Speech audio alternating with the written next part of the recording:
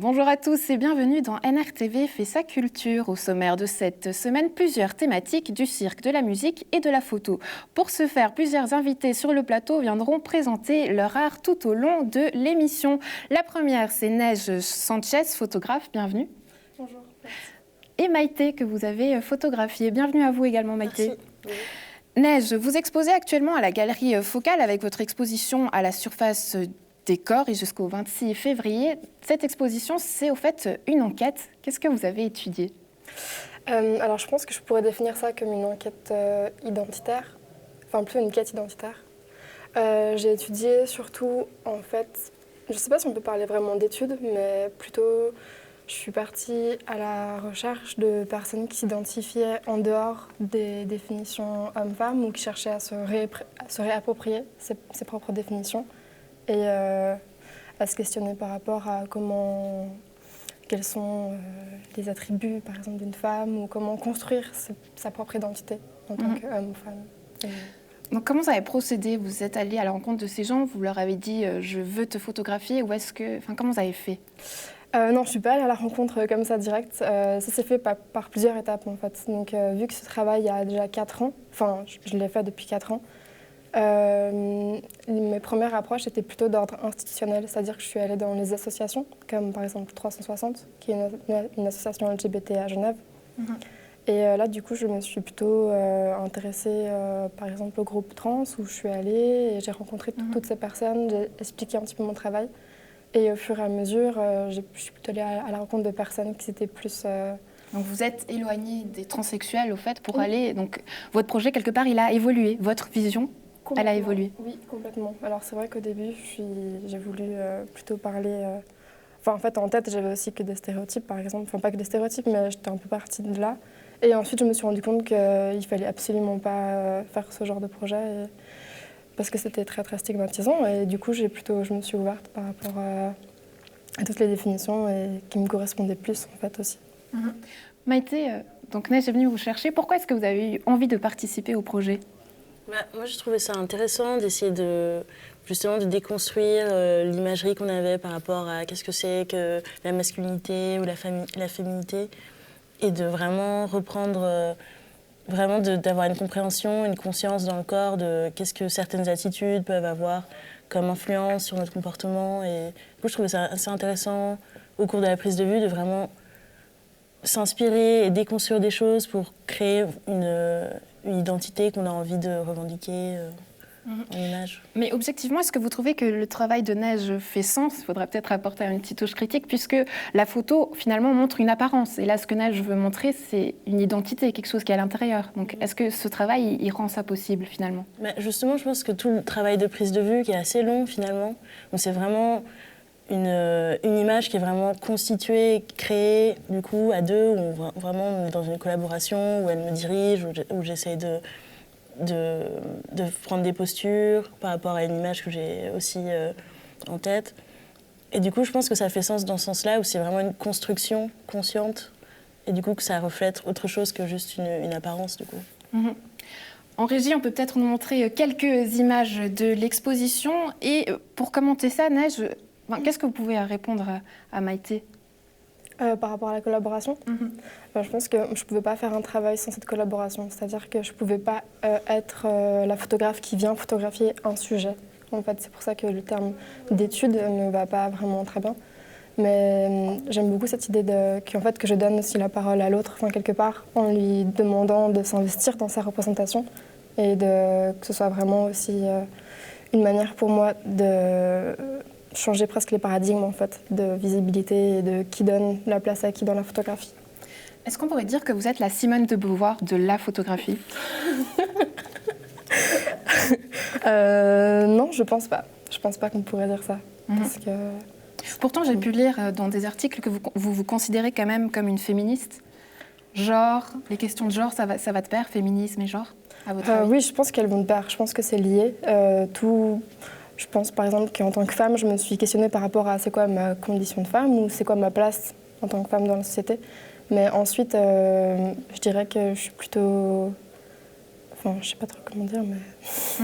Mais est-ce que ce travail qui remet au fait en question les identités, on l'aura compris, est-ce qu'il a un lien finalement avec le statut de femme photographe? Est-ce que vous voyez des liens entre tout ça? Pas forcément, pas vraiment. C'est vrai que je me suis questionnée pourquoi est-ce que je fais ce travail et est-ce que je corresponds à une certaine image de la femme photographe qui va questionner par rapport à sa propre identité ou par rapport à des sujets peut-être qui la concernent plus en tant qu'identité personnelle, par exemple. Mais ensuite, non, je pense pas. Très bien, merci d'avoir été avec nous Neige et Maïté. Une exposition donc à voir à la Galerie Focale jusqu'au 26 février. Et de la photo, on passe maintenant à la peinture avec l'artiste nyonnais Bernard Garot qui expose actuellement à l'Espace Arlot de Lausanne avec son exposition Déflagration. Déflagration fait voler en éclats le récit linéaire de 4 villes. Au cours de ses voyages à Alexandrie, Reykjavik, Lisbonne ou Istanbul, Bernard Garot laisse libre cours à une explosion volcanique de ses émotions. Je ressens toutes les injustices, je ressens les choses très fortement, avec beaucoup trop d'émotions, et je dois le transcrire par l'art. Au total, ce sont 15 années de travail et de peinture qui nous emmènent loin. Traces d'une mémoire que nous avions presque oubliée. J'ai vu de la richesse dans tous ces pays qu'on déconsidère aujourd'hui. J'ai vu le temps et la richesse de ce temps. Et aujourd'hui, la preuve, c'est que les terroristes détruisent les traces de notre mémoire. C'est aussi important que de tuer des vies. Et je pense que c'est une lutte pour ça, c'est de garder la mémoire de tout ce que l'humain a fait, parce que tout n'est pas toujours destructeur. I'm a shooting star. On a ici une salle qui parle d'architectonique. On est dans les temples, on est dans les pyramides, on est dans les soubassements, dans les réservoirs d'eau. Et ensuite, on rentre dans une phase plus encore urbaine, mais Lisbonne. Donc en fait, c'est un passage par une ville très fragile, donc il y a beaucoup d'escaliers, donc il y a beaucoup de pavages, de calçadas, et c'est la vibration.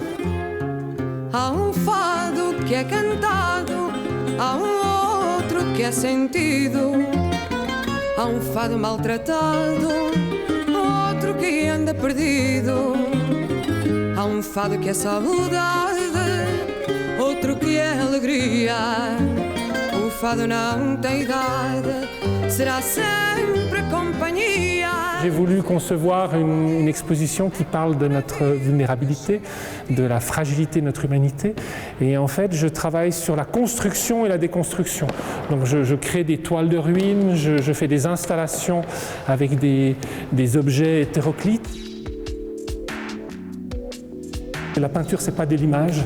La peinture, c'est une émotion, c'est une structure, c'est un rythme, c'est une énergie et de la matière. Et cette matière, c'est celle qui me préoccupe le plus. Pour faire cette œuvre, j'ai été chercher des roches volcaniques au Stromboli, j'ai été prendre des sédiments marins, j'ai été récolter des bitumes pour pouvoir, par la nature, parler de la nature. Et la peau de mes toiles raconte dans sa structure même l'histoire des toiles. Ici, on est dans la salle des Cervins. C'est le cœur de mon projet, le point de départ, duquel toutes les villes dont j'ai parlé sont à équidistance. La montagne, c'est une scarification, c'est quelque chose qui se dresse sur le passage, c'est quelque chose, on dit bien, déplacer des montagnes, c'est impossible, mais j'ai envie de déplacer des montagnes. Est-ce que vous avez la folie des grandeurs ? Écoutez, je suis déjà grand, j'ai pas la folie, je suis grand. Non, j'ai pas la folie des grandeurs. J'essaie d'adapter mon œuvre à la dimension qu'elle doit avoir. J'ai envie de vous montrer de l'image, de la matière, de vous faire tomber dedans. J'ai envie de vous bousculer, de vous bouleverser, de vous donner de l'émotion. J'ai pas envie de vous apporter quelque chose de... Moi, je suis peut-être un maximaliste. J'aime ce qui est ample et généreux. C'est pas la folie des grandeurs, c'est juste la bonne dimension. On a parlé de ruines, de changements, de bouleversements. Pourtant, tout à l'heure, vous nous avez dit qu'il y avait un message positif derrière tout ça. C'est lequel ? C'est que dans cette vulnérabilité, nous avons notre intelligence, notre créativité, et notre humanité qu'il faut peut-être saisir et qu'il faut utiliser aujourd'hui dans ces temps troubles pour peut-être reconstruire le demain. Un demain qui résonne avec l'instabilité du monde, une densité dans laquelle l'art devient matière à réflexion, car c'est peut-être aussi ça, déflagration, un moment intense où tout semble basculer grâce à un art profond, viscéral et intuitif. Une exposition à voir à Lausanne, à l'espace Arlot jusqu'au 26 mars. Et maintenant, on s'amuse avec le cirque et plus précisément l'élastique citrique. François Pitou, merci d'être avec nous. Merci. Vous êtes là pour nous présenter votre prochain événement, Libre comme l'art. C'est ce week-end, qu'est-ce qu'on pourra y faire? Alors, c'est vrai que les gens nous connaissent par le biais du cirque.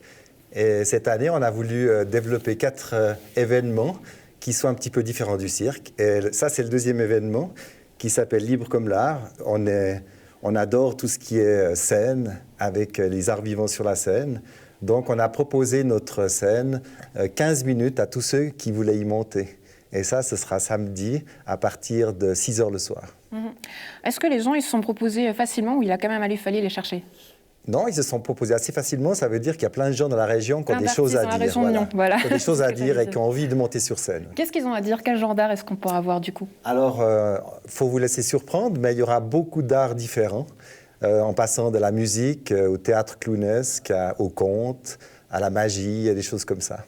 L'idée, c'est quoi? C'est finalement ouvrir le cirque à tout le monde et montrer qu'on ne fait pas que du cirque avec des cours très précis? Oui, c'est un petit peu ça, c'est d'imaginer que nous, c'est vrai qu'on est dans le domaine du cirque, mais il y a aussi plein d'autres choses qui nous intéressent. On a envie de partager aussi ça. On a envie aussi que les gens viennent dans ce lieu, sans imaginer que c'est un lieu où on donne des cours de cirque pour les enfants et que ça se limite à ça.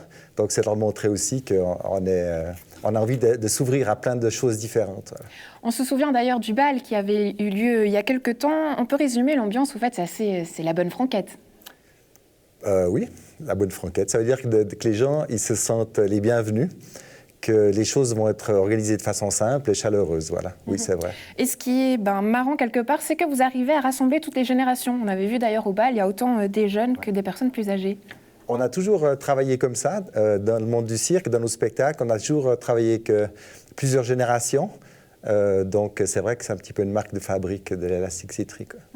On a cette image du cirque, peut-être un peu ringard. Vous essayez d'actualiser tout ça, mais à votre avis, qu'est-ce que le cirque peut apporter? Peut apporter à... J'ai pas compris. Aux gens qui viennent participer, qui viennent faire des cours. Oh, ça peut leur apporter énormément de choses. Déjà de découvrir un monde où tout est possible, où je peux m'exprimer. Quelque part, excusez-moi, ça a l'air très fantaisiste, mais est-ce qu'il y a quand même de la rigueur avec les cours? On dit, voilà, là tu prends un cours, il faut que ce soit strict. Ou bien, est-ce qu'il y a quand même cette rigueur qui est donnée? C'est ça qui est génial, parce qu'en même temps, les gens, quand on leur fait parler de cirque, ils imaginent toujours que c'est un petit peu olé olé, et puis que c'est juste le plaisir, et qu'il n'y a pas beaucoup de travail derrière. Et c'est exactement le contraire, parce que quand vous voyez un numéro de cirque, au Cirque CNI ou ailleurs, c'est des milliers d'heures de travail pour faire croire que c'est facile. Et peut-être le meilleur exemple, c'est le clown, qui sait faire énormément de techniques et qui va le faire de telle façon qu'on imagine qu'il n'y a pas de travail derrière.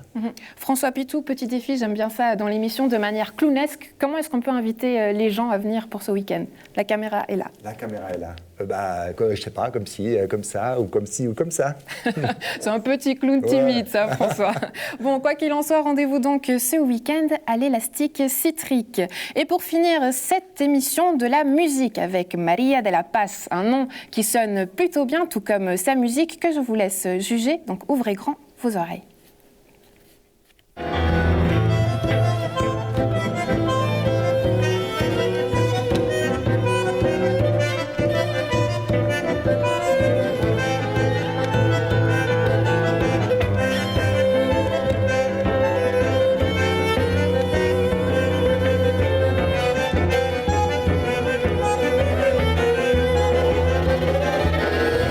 Renaceré, renaceré, renaceré.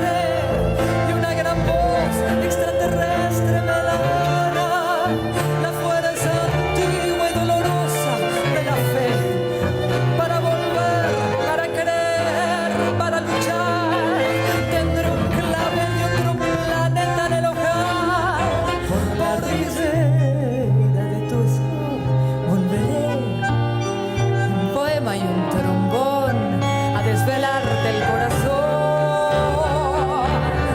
Loco, loco, loco, loco, loco. De dioses y de balas, mi tabaco, mi tango, mi puñado de spleen. Me pondré por los hombros de abrigo todo el alba.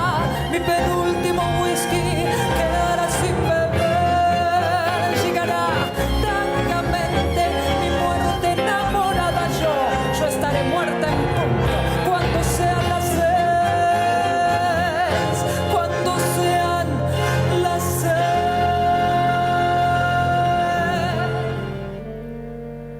Abrí la cuenca de los ojos bien abierta, se arroja de un solo vómito brutal tu soledad y vámonos. Mira qué linda estás con tu ternura en pie.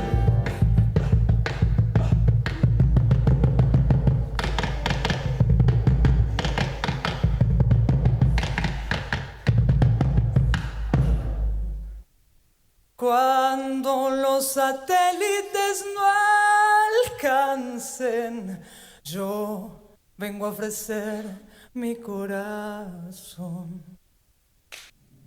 Maria de la Paz, merci d'être avec nous. Merci de m'avoir invité. Merci d'être là. Ce soir, vous serez donc à Grandchamp à 20h et plus tard le 23 et 24 au Casino Théâtre de Rolle. Est-ce que c'était une manière de marquer votre arrivée dans la région vu que vous avez déménagé?